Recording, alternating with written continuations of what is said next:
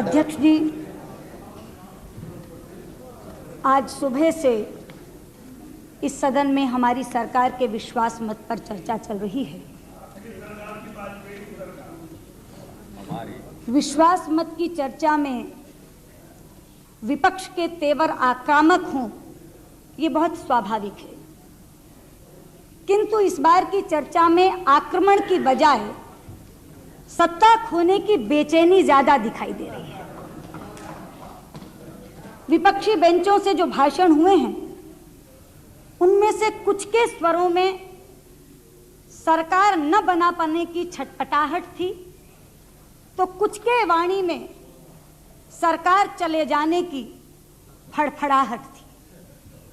लेकिन मुझे खुशी है कि हमारी ओर से विश्वास मत रखते हुए प्रधानमंत्री जी ने आत्मविश्वास के साथ साथ पूरे संयम और धीरज के साथ अपनी बात रखी थी।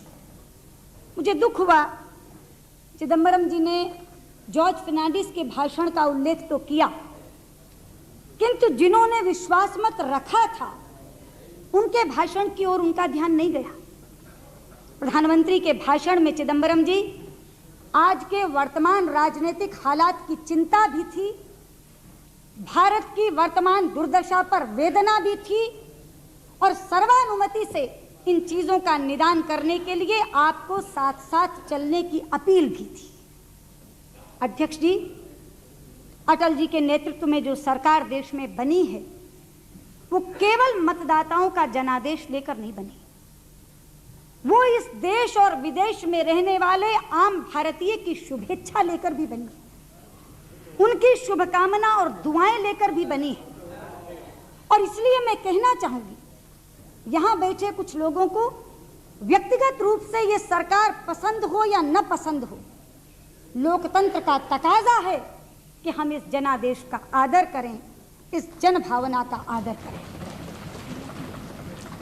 अटल जी को जो गुडविल, जो प्रसिद्धि पूरे देश में प्राप्त है, उससे सदन में बैठा हुआ कोई भी नेता अपरिचित नहीं है। आज लोग केवल विश्वास मत के परिणाम की प्रतीक्षा नहीं कर रहे हैं, ये विश्वास मत उन्हें मिले इसकी दुआएं भी कर रहे हैं। शरद पवार जी यहां बोलते हुए कह रहे थे कि बीजेपी को केवल 26% वोट मिला है, ये जनादेश नहीं सरकार बनाने का। मैं याद दिलाना चाहती हूं शरद जी को, बैठे नहीं है वो, आपके माध्यम से अपनी बात पहुंचाना चाहती हूं कि यदि जनादेश का मतलब 51% मत प्राप्त करके सरकार बनाना होता है तो हिंदुस्तान के लोगों ने कभी भी कांग्रेस को सरकार बनाने का अधिकार नहीं दिया था।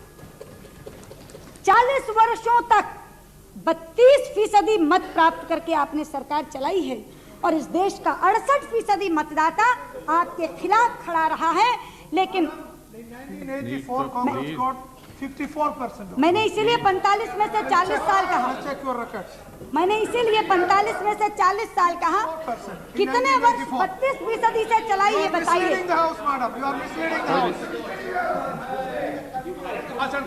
क्या आपने 32% पर इस देश में वर्षों सरकार नहीं चलाई? इसीलिए मैं कहना चाहती, इसीलिए मैं कहना, मैंने 45 में से 40 वर्ष यही कहा। वो साधारण चुनाव नहीं था 1984 का, लेकिन मैंने इसीलिए वो 5 वर्ष निकाल कर बात की है। 32% पर आपने देश की सरकार चलाई, इसलिए ऐसा भ्रामक प्रचार करके आप जनभावना के साथ खिलवाड़ न करें, जनादेश का निरादर न करें। अध्यक्ष जी, सुबह से हम पर आरोपों की झड़ी लग रही है। 3 बातें बार बार कही जा रही हैं। उत्तर प्रदेश का उदाहरण दिया जा रहा है, सुखराम जी का नाम लिया जा रहा है, जयललिता जी का उल्लेख किया जा रहा है। जहां तक उत्तर प्रदेश का ताल्लुक है, मैं पूछना चाहती हूं कि सारी उम्र जिन चालों को चलकर आप सत्ता से चिपके रहे, एक बार की हमारी चाल से बौखला गए? अरे जिन महानुभाव को आपने उत्तर प्रदेश के राजभवन में बैठा रखा था, अध्यक्ष जी, कोई उस आदमी का जवाब शराफत से दे सकता था? किस तरह की चालें और कुचालें वो चल रहे थे वहां बैठ करके। यानी आप धांधली पर धांधली करते जाएं और सामने खड़ा हुआ मार खाता रहे, यही नैतिकता है, यही आदर्श है, यही सिद्धांत है। मैं कहना चाहती हूँ कि जिस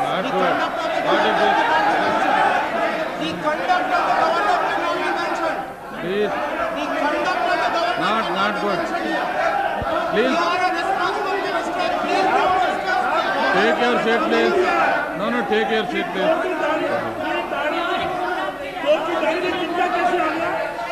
ये चोर की दाढ़ी में जिंदा कैसे आया? नाम नहीं लिया। No, take your seat, please. No, not good. Please, no, please take your seat. Not good. Take your seat, please. What is it? No, not good. Take it. No, please take your seat. No, not good. Please, take your seat. What is it? No, not good. No, when the minister is on his legs, no, please take it. There is a time and opportunity to rebut it. You have a time. Let's go. इस house में Ramesh Bhandari No. चर्चा की है। You keep it rolling. Keep it discuss. You sit down. किसी governor का नाम नहीं है। और ना गवर्नर कहाँ है? ना गवर्नर कहाँ है? ना किसी का नाम कहाँ है? Madam, please continue. No.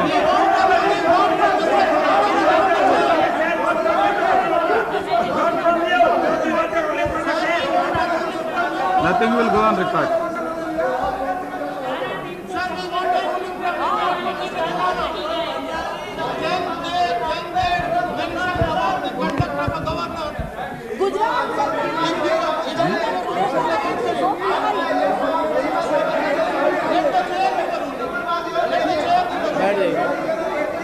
Please take your seat.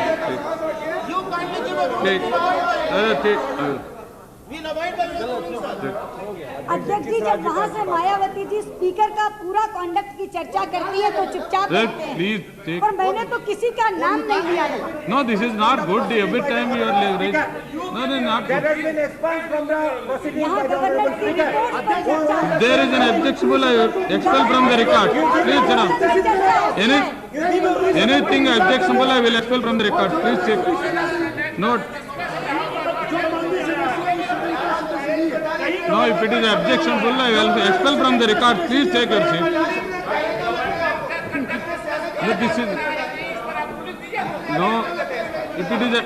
If it is objectionable, I will expel from the record. Please take.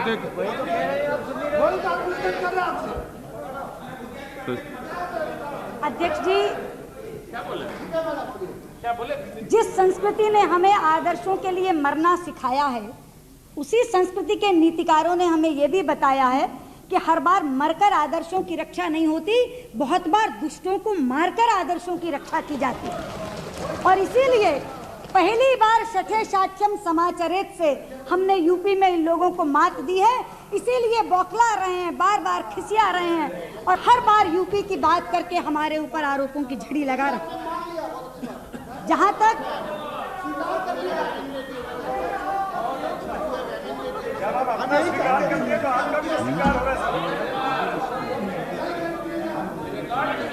Please, no running comment, please. I have permitted her to speak.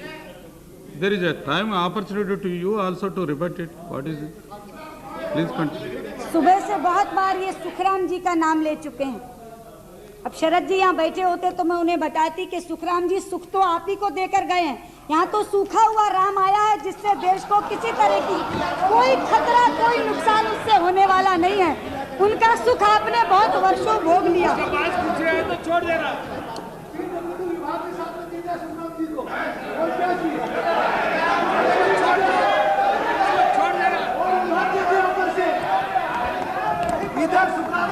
Please party fund देके दे दिया। take your seat. What is his name? No, please. No, it is not good. It is not good. No, please, it is not good. Every time. No, इनकी भी सरस्वती बंद है। please. कोई logic नहीं काम कर रहा है। ये सरस्वती बंद हो गई 5 ही दिन में। Sir, what is Please continue. Please continue. अध्यक्ष जी,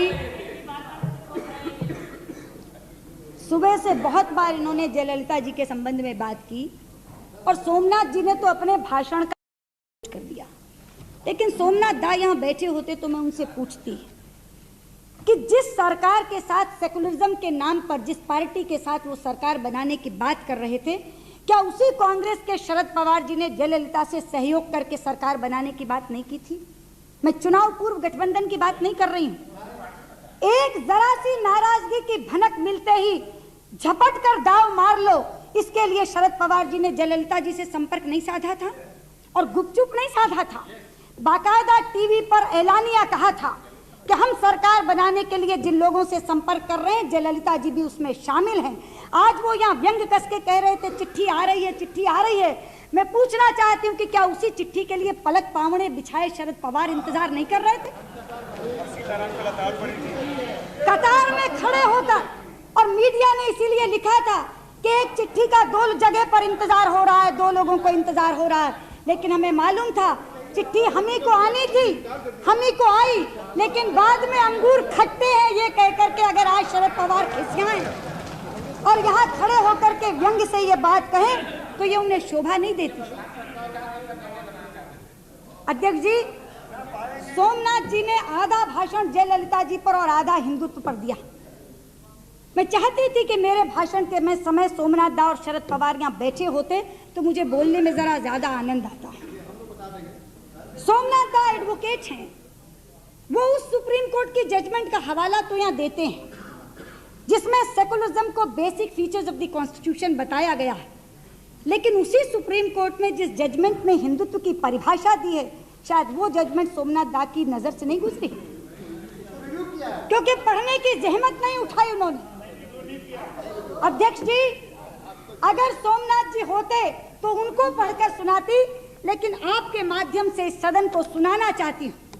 1994 का जजमेंट है, रिव्यू नहीं हुआ है, ये जजमेंट रिव्यू नहीं हुआ है, और कौन पिटिशनर है, कौन जज हैं, इन सब का खुलासा देकर के बताना चाहती हूँ। नहीं अध्यक्ष जी, नहीं अध्यक्ष जी, doctor M Ismail Faruqui and others versus Union of India and others, citation लिख लें सोमनाथ जी को बताने के लिए। 1994 6 SCC पेज 360।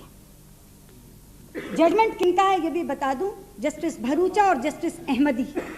जो जस्टिस अहमदी बाद में हिंदुस्तान के मुख्य न्यायाधीश हुए, सुप्रीम कोर्ट के और हिंदुस्तान के न्यायालय के सर्वोच्च पद पर बैठे। मैं केवल 2 पैराग्राफ पढ़ के बताती हूँ। सोमनाथ दा भी वकील हैं, सोमनाथ दा भी वकील हैं, और वकील का जवाब तो दूसरा वकील ही देगा। इसीलिए मैं कहती हूँ कि वकालत में ये ट्रेनिंग है कि अपने पक्ष का जजमेंट तो पढ़ो मगर विरोध का जजमेंट भी पढ़ो। पता नहीं इतने सीनियर एडवोकेट हो के वो कैसे भूल गए इस जजमेंट को पढ़ना। अध्यक्ष जी, जस्टिस अहमदी और जस्टिस भरूचा ने जो सेपरेट जजमेंट लिखा है उसमें कहा है, Hinduism is a tolerant faith. It is that tolerance that has enabled Islam, Christianity, Zoroastrianism, Judaism, Buddhism, Jainism and Sikhism to find shelter and support upon this land. Now the words, मैं चाहूंगी आप गौर करें।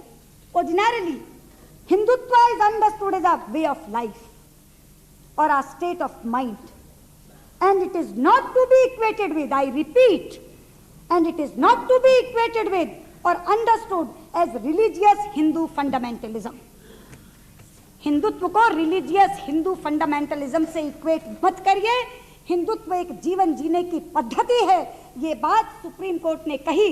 अगर supreme court की वो judgement जिसमें secularism को basic features of the constitution माना है, भारतीय जनता पार्टी ने अपने नेशनल एजेंडा फॉर गवर्नेंस में, अपने राष्ट्रपति अभिभाषण में उस सेकुलरिज्म के प्रति अपनी कमिटमेंट अनइक्विवोकल टर्म्स में बताई है। लेकिन हिंदुत्व की जो परिभाषा सुप्रीम कोर्ट ने दी है, अच्छा है इसे आप लोग भी अपनी जहन में उतार लें, ताकि हमारा नेशनल एजेंडा फॉर गवर्नेंस का हिंदुत्व या हमारे घोषणा पत्र का हिंदुत्व आपको कम्युनल न लगे, उसमें से आपको सांप्रदायिकता और फिरका परस्ती की बू न आए। और जहाँ तक सेकुलरिज्म का सवाल है, आप लोगों के सेकुलरिज्म की परिभाषा तो मौके और ज़रूरत के अनुसार बदलती है। कभी आप जम्मू में हिंदू कार्ड चलाकर वोट मांगते हैं, कभी आप दिल्ली में सिख विरोधी कार्ड चलाकर वोट मांगते हैं, कभी आप केरल में मुस्लिम लीग के साथ सरकार चलाते हैं, कभी आप मिजोरम में रूल अकॉर्डिंग टू बाइबल का वादा करके वोट मांगते हैं। और केवल आप नहीं, यूनाइटेड फ्रंट के लोग सुबह और शाम अकाली भाजपा गठबंधन को देश का सबसे बड़ा फिरका परस्त गठबंधन कहकर गाली देते हैं, लेकिन जब उनका सेक्युलरिज्म उनके पूर्व प्रधानमंत्री को पूरे देश में से एक सीट भी जिताने की क्षमता नहीं रखता, तो उसी अकाली दल की बैसाखियों पर चढ़कर उनके पूर्व प्रधानमंत्री लोकसभा में पहुंचते हैं। यह है आपका सेक्युलरिज्म। यहां बैठ करके मुलायम सिंह यादव कह रहे हैं, दिक्कत मेरी यह है कि सब लोग अपना अपना बोलकर चले गए और जब जवाब सुनने की बारी आई तो कोई है नहीं, अब बाय प्रॉक्सी उनको जवाब पहुंचा दीजिए। मुलायम सिंह यादव यहां बैठकर आरोप लगा रहे थे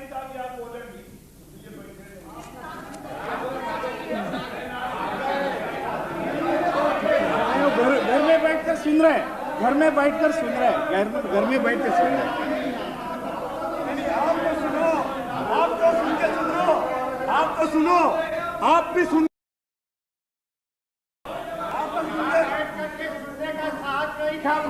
चले गए प्लीज।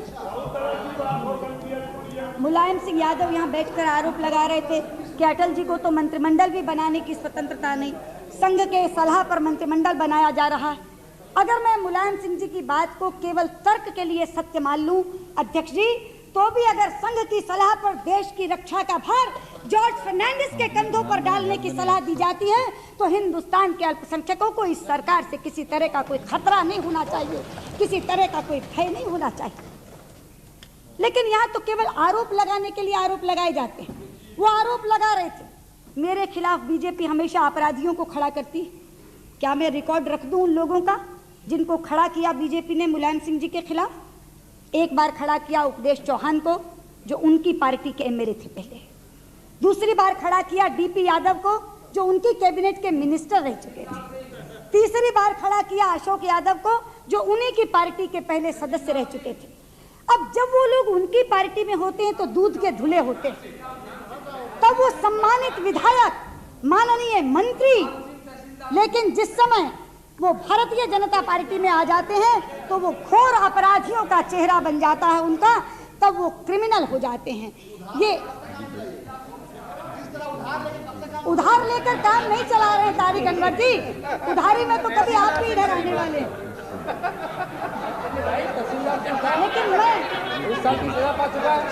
लेकिन मैं उन्हें कहना चाहती हूँ, अरे वो तो बैंडिट क्वींस को उतारते हैं चुनाव के मैदान में। बैंडिट क्वींस को, इधर तो कोई प्रिंस प्रिंसेस भी नहीं है उनके, या तो बैंडिट क्वीन चुनाव के मैदान में उतरती हैं। जिनके अपने घर शीशे के होते हैं अध्यक्ष महोदय, उनको दूसरों पर पत्थर नहीं फेंकने चाहिए। इसलिए आरोप लगाने से पहले अपने गिरेबा में झांक कर वो देख लें। वो कह रहे थे लक्ष्मी पार्वती जी से आपने तोड़ दिया, टीडीपी से कर लिया। मायावती जी भी नहीं है, मायावती जी भी यहाँ कुछ कह रही थी, भारतीय जनता पार्टी को अविश्वसनीय बता रही थी। मैं पूछना चाहती हूँ, भारतीय जनता पार्टी की अविश्वसनीयता तो उन्होंने बता दी, लेकिन उत्तर प्रदेश के रेस्ट हाउस की घटना वो भूल गई। ये भारतीय जनता पार्टी के कार्यकर्ता थे जिन्होंने मुलायम सिंह यादव के लोगों के चंगुल से उनकी जान बचाई थी। भूल गए मुलायम सिंह यादव क्या क्या अनर्गल प्रलाप किया था उन्होंने मायावती के खिलाफ। लेकिन मैं पूछना चाहती हूँ, 21 तारीख की रात को कल्याण सिंह सरकार का पलड़ा गिराने के लिए, तख्ता पलटने के लिए जो गठबंधन हुआ था 21 की रात को, वो कौन सा नैतिकता पर आधारित गठबंधन था? वो कौन से सिद्धांत पर आधारित गठबंधन था? वो कौन से आदर्शों का परिचायक गठबंधन था? क्या वो घोर अवसरवादिता नहीं थी? क्या वो घोर सत्ता प्राप्ति के लिए किया गया गठबंधन नहीं था? इसीलिए मैं कहती हूँ कि दूसरों पर आरोप लगाने से पहले जो कुकर्म स्वयं किए हैं उनको हम देखना ना भूलें। यहाँ पर लोगों को सब कुछ याद रहता है और जिन्हें याद नहीं रहता उनको याद दिला दिया जाता है। कोई ना कोई खड़ा होकर के उनको कर्मों की याद दिला देता। जॉर्ज फर्नांडिस साहब ने कांग्रेस और यूनाइटेड फ्रंट के अंतर विरोधों का यहाँ काफ़ी जिक्र किया, मैं उसको दोहराना नहीं चाहूँगी, लेकिन इतना ज़रूर कहना चाहूँगी कि बात कर रहे थे सोमनाथ दा यहाँ हमारी तरफ हमारे अलायंस के एटीट्यूड्स की। वो बार बार पूछ रहे थे कि हम अलायंस पार्टनर से पूछना चाहते हैं, what is your attitude towards BJP's economic policy, what is your attitude towards BJP's Hindutva. मैं उन्हीं की भाषा में उनसे पूछना चाहती थी, what is your attitude towards GATT, व्हाट इज योर एटीट्यूड टुवर्ड्स WTO, what is your attitude towards patent law. और जिनके साथ आपके मार्गदर्शक, राजनीति का चाणक्य स्वयं को कहने वाले, उनकी पार्टी के कॉमरेड सुरजीत, जिस कांग्रेस के साथ मिलकर सरकार बनाने की बात कर रहे थे, उनका एटीट्यूड क्या आपके एटीट्यूड से मेल खाता है?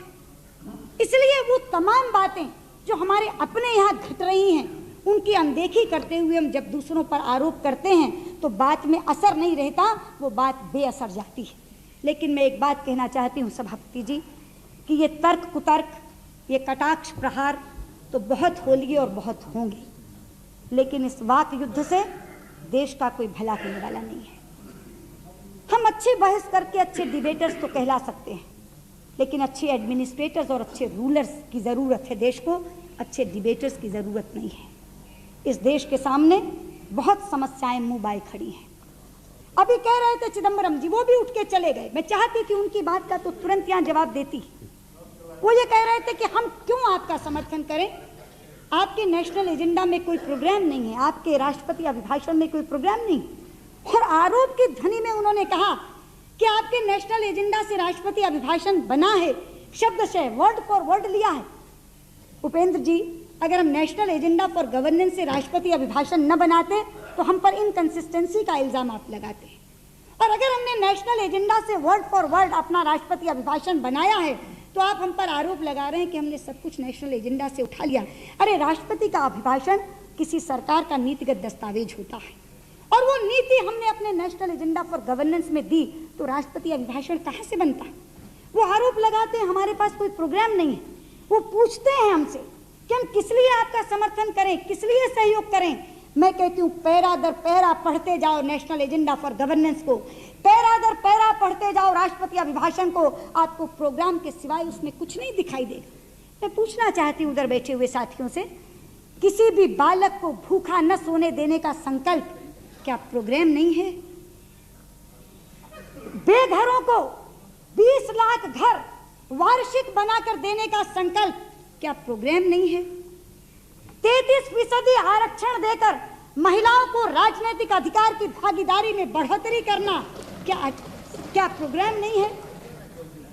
पूरे देश की कन्याओं को ग्रेजुएशन तक निशुल्क शिक्षा देकर के शिक्षित करना क्या प्रोग्राम नहीं है?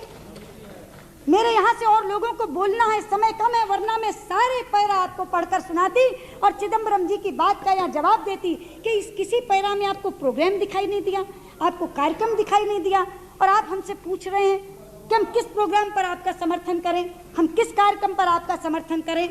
अध्यक्ष जी, मैं पूरे अदब से कहना चाहती हूँ कि अगर सर्वानुमति और आम सहमति से सरकार बनाने का समय कभी आएगा तो आज आया है। क्यों? ना तो हमारे पास इतना बड़ा बहुमत है कि हम विपक्षियों को धता बताकर हेकड़ी से राज चला सकें, और ना हमारे पास इतना कम बहुमत है कि हम बाहर बैठे हुए कुछ लोगों के दबाव में सरकार चला सकें। आज हम इस दबाव में नहीं कि दूर से कोई बटन दबाकर हमारी सरकार की गर्दन दबोच दे, लेकिन इतना बड़ा बहुमत लेकर के भी नहीं आए हैं कि आप लोगों के सहयोग के बिना समस्याओं का निदान कर सकें। इसलिए मैं कहना चाहती हूँ, आज वक्त है आम सहमति से सरकार चलाने का, देश में सर्वानुमति का वातावरण पैदा करने का आज वक्त है। ये समस्याएं वर्षों से निदान खोज रही हैं, लेकिन निदान नहीं मिला, क्योंकि या तो राज हेकड़ी से चला और या राज दबाव में चला। आज है, मैं तो हेकड़ी में बोल ही नहीं रही, आप लोग जब थोड़ा सा भी शोर करते थे तो चुप कर जाती थी। मुझे मालूम है, अपनी जिम्मेदारियों का एहसास है, इसलिए गंभीरता से बोल रही हूँ, हेकड़ी से नहीं बोल रही हूँ। कुछ आरोपों का जवाब देना मेरा फर्ज बनता था, इसलिए उनका जवाब मैंने दिया है। लेकिन मैं एक अपील करना चाहती हूँ आपसे, आपके माध्यम से इस सदन के तमाम विपक्षी बेंचों पर बैठे हुए लोगों को अपील करना चाहती हूँ, आइए इस मुल्क का मुस्तकबिल साथ साथ चलकर लिखें। आइए इस देश का नवनिर्माण मिलकर करें, लेकिन निर्माण नफरत से नहीं होगा। निर्माण पूर्वाग्रहों के चश्मे लगाकर अगर आप हमें देखेंगे तो नहीं होगा। मेरी केवल एक अपील है, एक बार पूर्वाग्रहों को त्याग कर हमें परखिए। मैं अपील दोहराना चाहती हूँ क्योंकि बीच में शोर हो गया। एक बार पूर्वाग्रहों को त्याग करके हमें परखिए, और मुझे उम्मीद ही नहीं बल्कि विश्वास है, साथ साथ हम सफर बनकर चलते हुए आपकी सारी मिथ्या धारणाएं समाप्त हो जाएंगी, सारे भ्रम का वातावरण समाप्त हो जाएगा। हिंदुस्तान में राजनीति तो बहुत हो चुकी, लेकिन राज नहीं हुआ। वर्षों से अघाया हुआ देश सुराज का इंतजार कर रहा है, वर्षों से अघाया हुआ देश एक अच्छी सरकार की इंतजार कर रहा है। अगर नफरत को थोड़ी देर थूक कर, अगर पूर्वाग्रहों का चश्मा उतार कर, We kindly yielded. Mr. Chidambaram in his speech quoted the decisions or statements of a meeting of RSS in Bangalore. They said that when time comes, we will take out these building of the temples in Madurai, Varanasi and etc. Is it also is a method of conciliation? Bharatiya Janata party का कोई agenda secret agenda नहीं है, मैं आपको बता दूं। और मैं यहाँ भारतीय जनता पार्टी की सरकार की मंत्री के नाते बोल रही हूँ, आरएसएस की स्पोक्स पर्सन के नाते नहीं बोल रही। Which controls BJP. ये आपकी धारणा, इसे ही मैं कह रही। ये जो आपकी धारणा है, मैं जब ये बात कहती हूँ कि साथ चलकर देखिए आपकी मिथ्या धारणाएं समाप्त हो जाएंगी, तो ऐसे जो भ्रमों के जाल में आप फंसे हुए, एक समय आप हमें एंटी दलित कहते थे, कभी आप हमें महिला विरोधी कहते थे, कभी आप हमें अल्पसंख्यक विरोधी कहते थे। धीरे धीरे चीजें हटी, जिससे के रखी थी, आज पंजाब में वही हिंदू और सिख की इकट्ठी मिलीजुली सरकार बन रही है, वो धारणाएं समाप्त हो गई। जो लोग हमारे साथ मिलकर सरकार चला रहे हैं, पूछिए उनका अनुभव, कितने अच्छे तरीके से वो शासन चल रहा है। इसीलिए कह रही, एक बार कुछ देर के लिए मौका देकर देखिए, हम सफर बनकर देखिए, अपने पूर्वाग्रहों को त्याग करके देखिए। ये आप भंवर जाल में फंसे हुए हैं, ये मिथ्या धारणाएं केवल कम नहीं होंगी, समाप्त हो जाएंगी, ये पूरे विश्वास के साथ आपको कहना चाहती हूँ। और जैसे मैंने कहा कि एक राष्ट्र का नवनिर्माण, ये एक संकल्प हमारे सामने है, और मैं केवल 4 पंक्तियां, अध्यक्ष जी, बार नहीं, मुझे नीरज की 4 पंक्तियां बहुत पसंद है, जो इस मौके पर बहुत प्रासंगिक है, मैं कहना चाहूंगी। मैडम भूरिया जी बैठिए आप। 4 पंक्ति के पहले भूरिया जी बैठिए। 370 वो बता दीजिए, क्या आपकी उसमें है कि उसको हमें चले? कांतिलाल जी बैठिए,